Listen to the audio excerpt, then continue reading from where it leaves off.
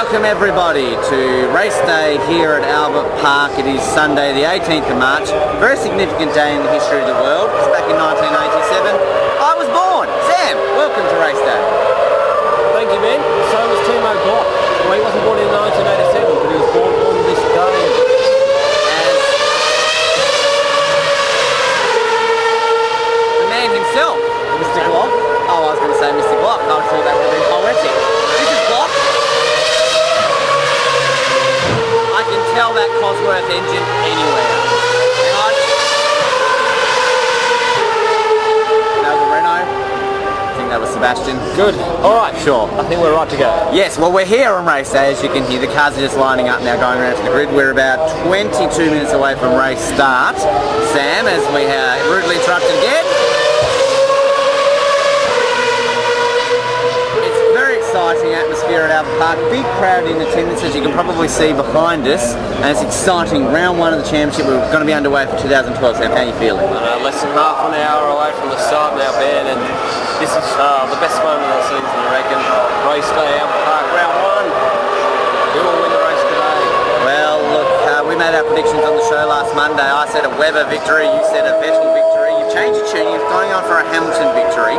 I'm still on a Webber victory, but I've predicted that Mr. Schumacher will be in third position today. So have you changed anything from last night, your prediction on the top three last night, Sam? No, I'm still going with Hamilton.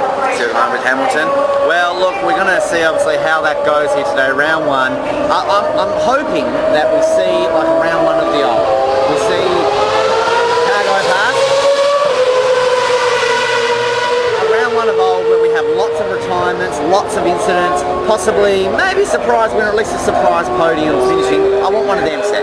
Look, I want a safety car. I want to see a safety car today, Ben. I think the racing, it gives it something extra when there's a safety car. It's hardly any last season. No. You see one here in Albert Park last They went to Monaco, I believe. We went for about 6 or 7 races till we even saw one. That's right, Ben. So I'm hoping for a safety car. Hope no one gets hurt, of course, but I'm hoping for a safety car today. That should mix the racing up quite nicely. It always seems to throw a bit of a curveball in there. We'll get a safety car, and that's what I'm looking forward to today. Exactly. Now we'll in a minute no doubt see how the race will go, and of course tomorrow on the show we will recap that, play all our interviews. You saw a few of them, of course, from Friday who we spoke to. We'll play them all tomorrow on the show, but we'll be back after, well, very shortly in your time frame, but after for us to review the race, show you possibly some footage from the race. I'm going to put Timo Glock getting happy birthday son to him on our page later on today, but we'll see how that goes. Sam, we're excited for the race. Let's go to it. Let's go. This will be an explosion of horsepower. The 2012 World Championship begins right here in Melbourne, and we are racing. And it's an amazing start by Rosberg, who tries to down the inside is Jensen Button. Welcome back. It is the qualifying lap special live from the Australian Grand Prix. Doing a double whammy here, Sam. Not only are we doing this for our radio listeners on a Monday afternoon, but also for our viewers who are watching this on Sunday night. But it's this point of the time where we've got to review the race it was, the Australian Grand Prix, Sam. And what a race it was. Yeah, very good race, Ben. I really enjoyed it. And I think, as far as I'm concerned, it was a surprise winner, Jensen Button. Indeed, Jensen leading basically from start to finish after overtaking Hamilton, beating home Vettel, who drove a strong drive starting from 6 on the grid to come forward there to end up with 18 points. Hamilton would be very disappointed, no doubt, starting from pole and finishing in third position. Mark Webber, strong on his home Grand Prix, his best ever finish at Albert Park, finishing in 4th position.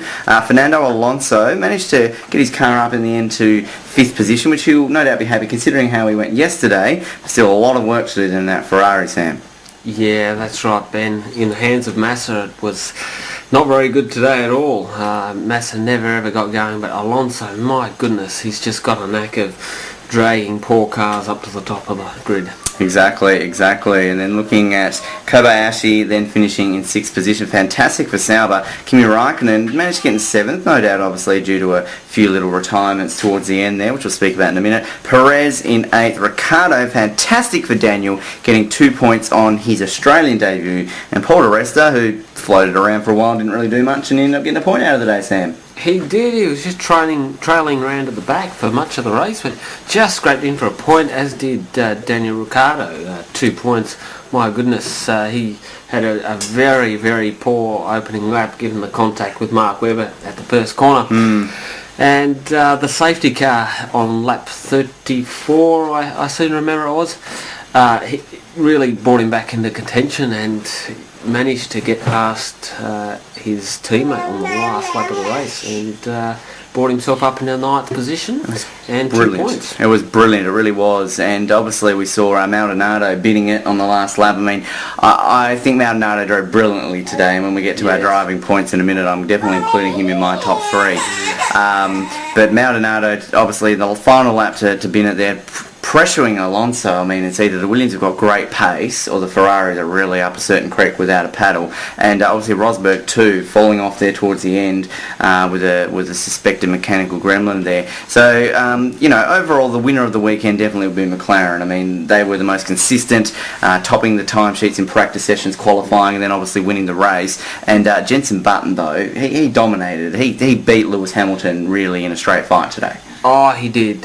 Certainly the best driver of the day. He even after the safety car, just pulled away with relative ease, I believe. And, one race and he finds himself on top of the driver's standings. Red Bull, bit of work to do there. Obviously Ferrari, heap of work to do. Mercedes, promising signs from them through the majority of the weekend. Obviously Schumacher in 3rd position out with a gearbox issue, and Rosberg dropping out late with a mechanical issue too. Their race pace wasn't brilliant. I don't think Schumacher would have been on the podium today, 5th or 6th possibly.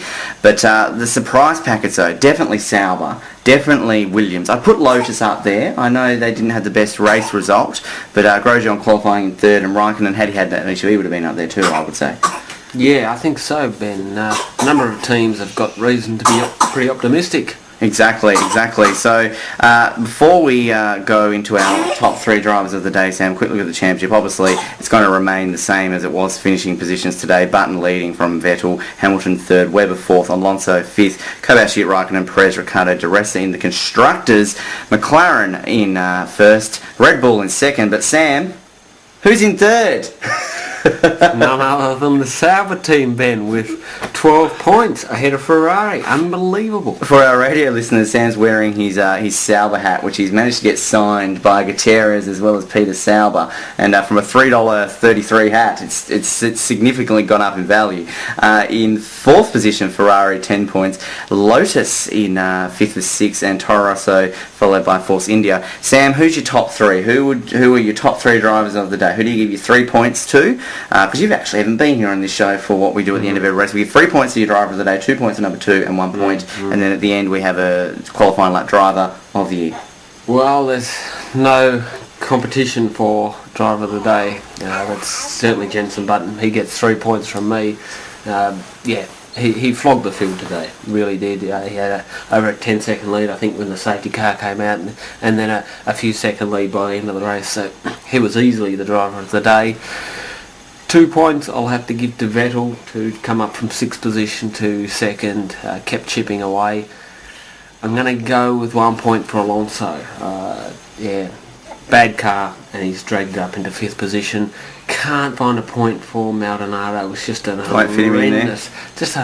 horrendous mistake on the final lap of the race, and my goodness, he did so well today, but that mistake, he'll be kicking himself. Well, I'll agree with you. I'll give 3 to Button. Definitely driver of the day, hands down. I would have given 2 points to Maldonado had he finished the race, even if he had to finish behind Alonso. I'm going to drop him down to 1 point because of the mistake in the last lap.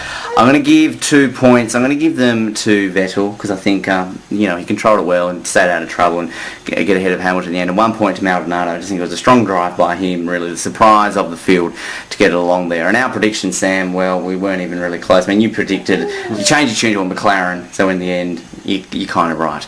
But that's the Australian Grand Prix, and no doubt a very good race. Much better than last year's. Yes, certainly. For our radio listeners, we are now going to go back into the music and come back and give you a brief preview of the Malaysian Grand Prix before heading into some interviews we scored over the weekend. And for our viewers right now watching this via Facebook and YouTube, you will see some more of these coming away as we go to Malaysia to cover the Malaysian Grand Prix.